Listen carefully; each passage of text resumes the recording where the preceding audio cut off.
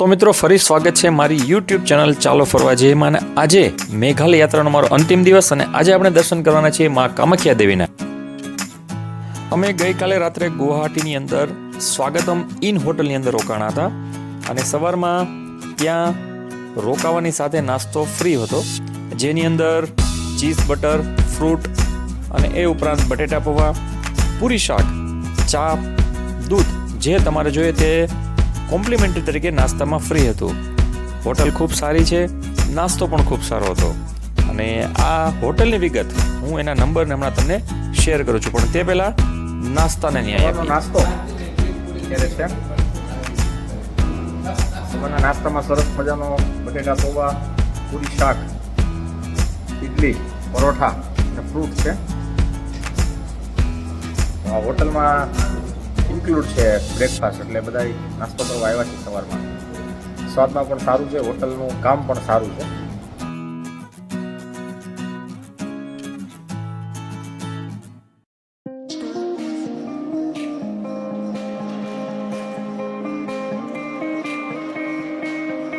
આજે હોટલ રોકાણ હતા એ છે સ્વાગત ઇન. એના મેં તમને ભાવ અને ચેકિંગ ટાઈમે બધું બતાવ્યું છે. હોટલ ખૂબ સારી છે અને પ્રોપર્ટી પણ સારી છે, રૂમ સારા છે. જો રોકાવું હોય તો અહીં તમે રોકાઈ શકો છો. ભાવ મેં ડિસ્પ્લે કરેલા છે. અમે 2 રૂમ જ રાખેલા કે જેમાં 4 લોકો મેં રહેલા અને અત્યારે વાગ્યા છે 9. અમે જઈ રહ્યા છીએ કામાખ્યા દેવીના દર્શન કરવા માટે. ફ્લાઇટ 4:30ની છે, તો ત્યારે મળીએ અને કામાખ્યા દેવીના દર્શન થાય તો કરતા જવાના છે, તો ત્યાં મળીએ. ચાલો. કામાખ્યા દેવીનું મંદિર અહીંથી લગભગ અડધી-પોણી કલાકના અંતરે છે અને તે પહેલાં હું તમને આ હોટલ અંદર અને બહારથી બતાવી રહ્યો છું. ખૂબ સારી હોટલ છે. નંબર પણ અહીં ડિસ્પ્લેમાં મૂકેલો છે. આપ હવે જે જોશો કે આ તમે સ્ટોપ કરીને આ નંબર લઈ શકો છો. કામ મજા આવે એવું છે, નાસ્તો અને રહેવાનું ખૂબ સારું છે. તો હવે આપણે પહોંચીએ છીએ કામાખ્યા દેવીના મંદિરે. હવે આવી ગયા છીએ આપણે કામાખ્યા દેવીના દર્શન કરવા. અમે મંદિર તરફ જઈ રહ્યા છીએ. આ છે એની બજાર. અહીં તમારે ગાડી પાર્ક કરવી પડતી હોય છે.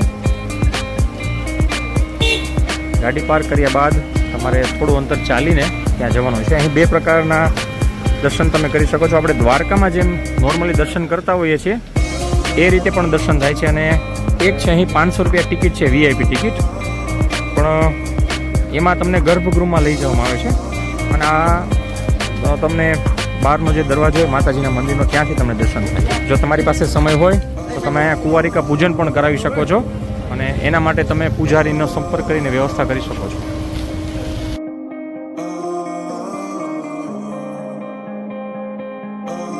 વરસાદ ચાલુ છે અને આની અંદર આપણે જવાનું છે.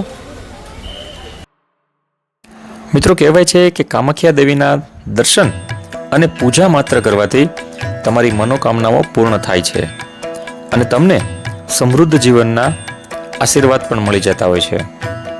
તો માતાજીના દર્શન કરવા માટે તમે જ્યારે આવો ત્યારે ખાસ ઓક્ટોબરથી એપ્રિલ સુધીમાં જો તમે આવો તો તમને અહીંનું વરસાદી અને આહલાદક વાતાવરણ જે છે એમાં દર્શન કરવાની ખૂબ મજા આવશે. કામાખ્યા દેવીનું આ પ્રસિદ્ધ મંદિર પૂર્વોત્તર રાજ્યના આસામના પાટનગર ગુવાહાટીમાં આવેલું છે અને ગુવાહાટીના પશ્ચિમ ભાગમાં નીલાંચલ પર્વત ઉપર આ મંદિર આવેલું છે.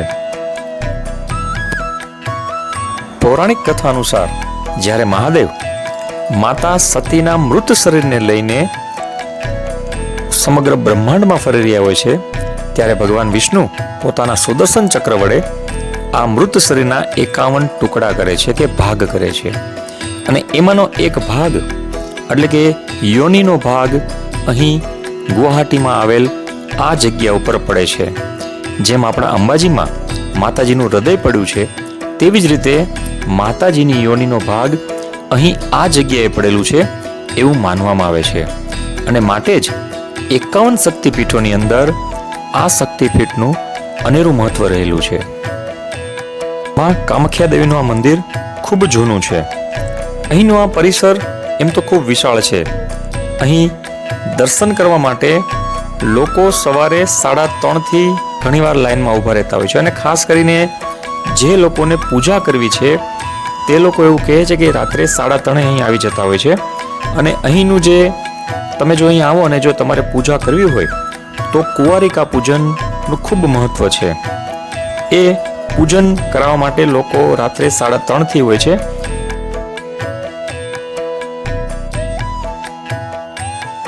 અને અહીંથી હવે આપણે મંદિરમાં પ્રવેશ મેળવવાનો છે. અંદર શૂટિંગની મનાઈ છે એટલે હું વિડીયો અંદર નહીં લઈ જઈ શકું, પણ આ હું તમને જે બહારનો ભાગ છે ત્યાંથી તમને દર્શન કરવાનો પ્રયત્ન કરું છું.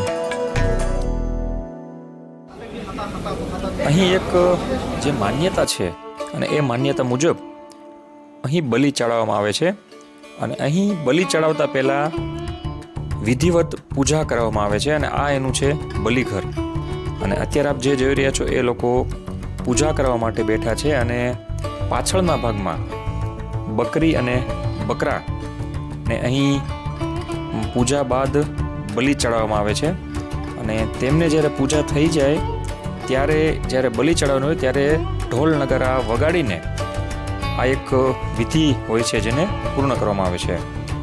તો આ પણ એક વિશિષ્ટ છે અહીં, જે આમ જુઓ તો આપણા ગુજરાત સાઈડમાં આવું નથી હોતું, પણ અહીં માતાજીને પહેલેથી જ બલિ ચડાવવામાં આવે છે.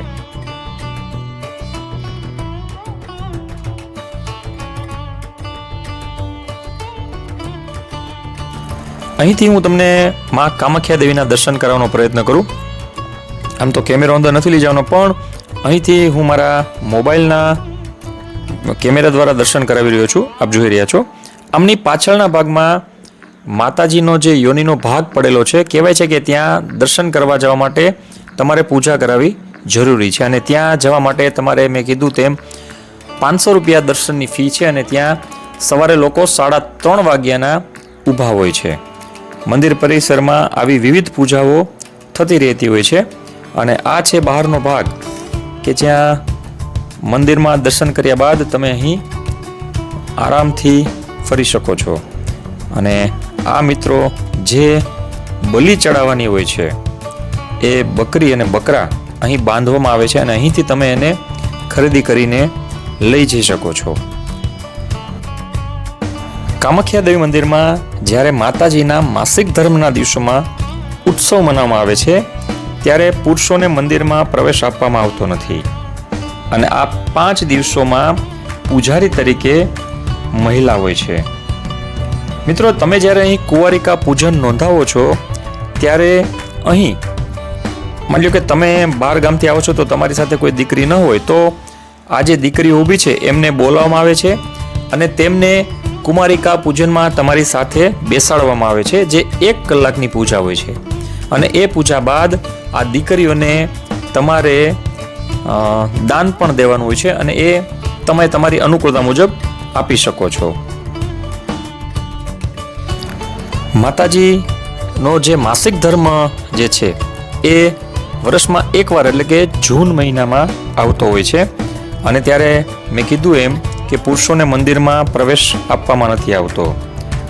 મંદિર સંપૂર્ણપણે 3 દિવસ બંધ રહે છે અને ત્યારબાદ 5 દિવસનો ઉત્સવ ઉજવવામાં આવે છે. એ મહિનો એટલે કે જૂન મહિનો. અને જે 5 દિવસનો ઉત્સવ ઉજવવામાં આવે છે એને અંબુબાચીનો ઉત્સવ કહેવામાં આવે છે, જે કદાચ તમે જાણતા પણ હશો. મિત્રો, એવું પણ જોવામાં આવે છે કે જ્યારે માતાજીના માસિક ધર્મના દિવસોમાં 3 દિવસ મંદિર બંધ રાખે છે ત્યારે મંદિરમાં સફેદ કાપડ પાથરવામાં આવે છે.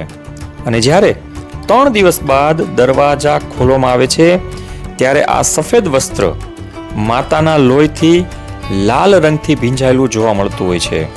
અને એ કાપડનો ટુકડો જો તમે અહીંથી મેળવો અને તમારા પૂજાના સ્થાને રાખો તો તમારા ઘરમાં ક્યારે પણ દરિદ્રતા નથી આવતી, ગરીબાઈ નથી આવતી એવું માનવામાં આવે છે. તો તમે જ્યારે કામાખ્યા દેવીના દર્શન કરવા આવો ત્યારે એ કાપડનો ટુકડો ચોક્કસ અહીંથી લેજો. અહીંના પૂજારી લોકો છે એ ટુકડો તમને આપતા હોય છે. તો મિત્રો, આ હતો મારા અરુણાચલ, આસામ અને મેઘાલયના પ્રવાસનો અંતિમ દિવસ અને આજે અમારે લગભગ 4:30 વાગે અમદાવાદની ફ્લાઇટ છે અને અમે અહીંથી સીધા ડાયરેક્ટ ગુવાહાટીથી અમદાવાદની ફ્લાઇટમાં ટિકિટ લીધેલી છે અને અમે સીધા અમદાવાદ પહોંચી જશું. પણ તે પહેલાં હજી અમારી પાસે થોડોક સમય છે, તો અમે ગુવાહાટીની અંદર બ્રહ્મપુત્રા નદીની ઉપર એક રોપવે છે અને ત્યાંથી સામેના કાંઠે એક મહાદેવના મંદિરના દર્શન કરવા જવાના છે. તો આપણે ત્યાં જઈએ અને ત્યાં પણ જોઈએ કે કેવી મજા આવે છે.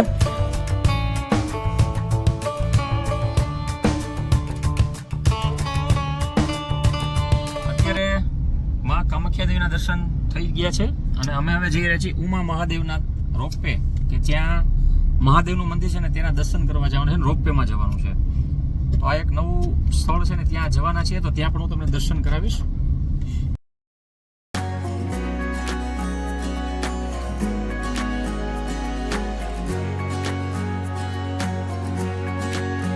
ઉમા પાર્વતી મંદિરે જવા માટે રોપવે ટર્મિનલે, તો ત્યાંથી રોપવેમાં બેસીને આપણે મંદિરના દર્શન કરવા જવાનું છે. હું તમને બતાવવાનો પ્રયત્ન કરું. સામેના ભાગમાં રોપવે છે, આ તમે જોઈ રહ્યા છો. હા, એ રોપવે છે ને સામે કેબલ ઉપર એ રોપવે ચાલશે, તો આપણે ત્યાં જવાનું છે. તો ચાલો.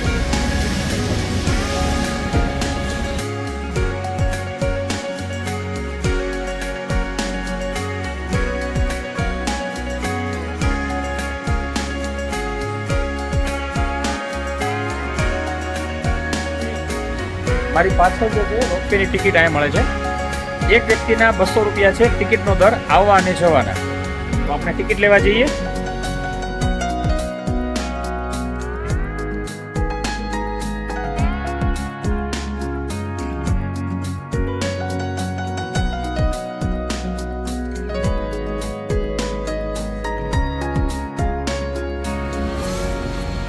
તો આ છે ટિકિટ.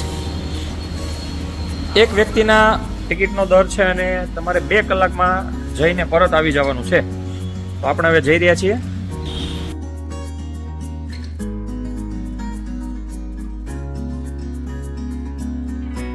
આ છે વેઇટિંગ એરિયા, કે જ્યાં બેસવાનું છે.